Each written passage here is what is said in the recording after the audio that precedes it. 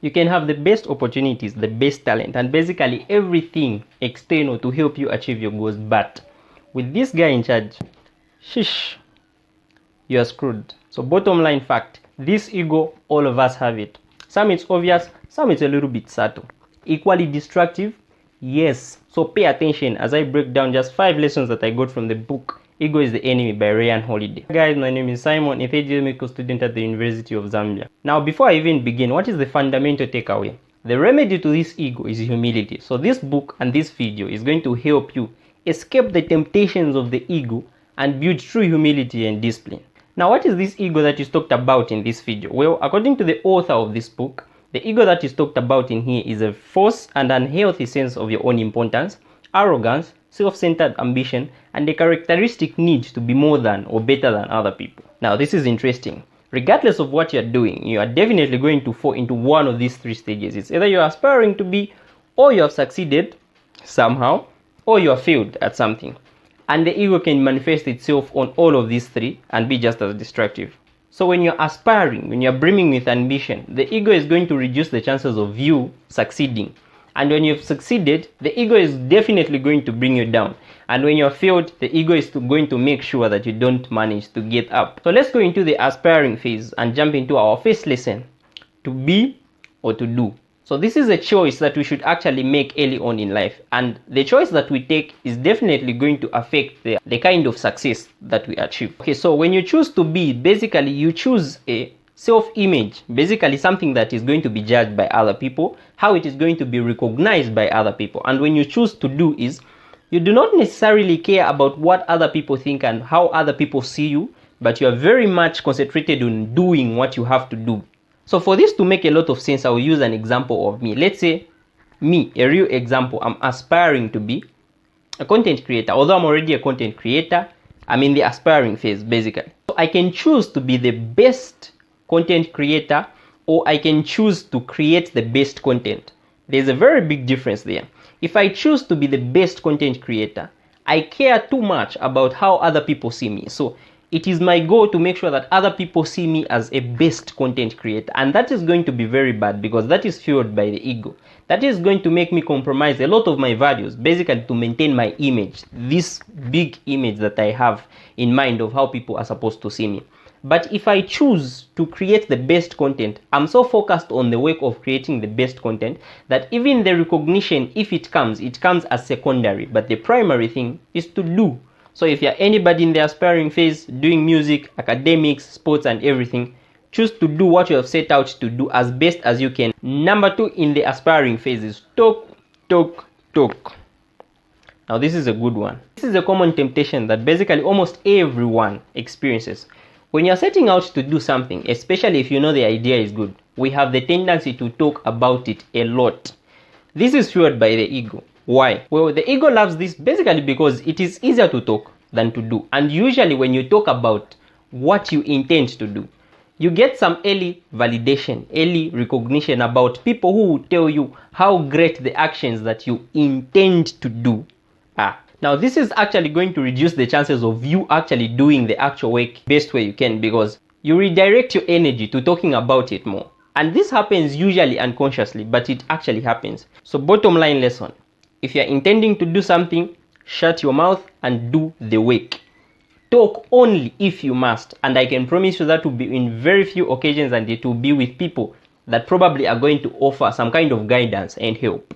Well, there are a lot of lessons on this chapter, but I cannot cover all of them. But the other one which is good is to become a long life learner, and I'm not going to go into details about that because the other books that I have reviewed, especially Think Again by Adam Grant, talks about this, not necessarily in the same angle but the same idea. So you should also check that video out to understand best this lesson. Okay, so we are going to go into the second phase, which is the success. Now all of us are going to hit an amount of success. It might not be the big goal, but it will be those discrete packets of success. You understand, right? Let's say, for example, I'm a medical student. The goal is to graduate, right? But there are years. I have 6 years. If I'm going to graduate, I'm going to pass on all of this. So the ego can manifest itself on those stages and Well, it can be destructive, guys. So I only picked one lesson from this because it stuck out really well, and it is very important. It is, don't tell yourself a story. I'm sure you're going to agree with me that there's this tendency where if someone has succeeded about something, they always have a perfect story about how they did it, what they put in place, how they improved from what to what. Those are lies. Okay, not necessarily, but they are not complete. Here's the thing, guys. Process of actually getting into success is a messy one. It is not a straightforward thing. And usually when you tell yourself a story, you forget the process that actually got you into it. What is the bottom line lesson? In case you succeed at anything, don't tell yourself a story and don't think you are special or you did something extraordinary great for you to achieve that success. The truth of the matter is, achieving success has got a very long process, and it is made of discrete packets of right actions, right decisions at the right time. When you tell yourself a story, you free yourself from that discipline and you think the success was very internal and you can actually do it regardless of what you do, which is wrong. So stick to the process. Every time you succeed, reflect on the process that helped you to succeed that, and then continue doing that. Possibly improve that. Don't tell yourself a story. Okay, so we go into the third phase, which is failure. All of us are going to encounter a certain amount of failure.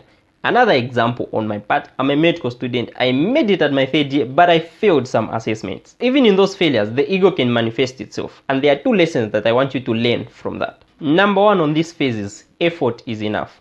Now, I'm going to explain this as simply as I can.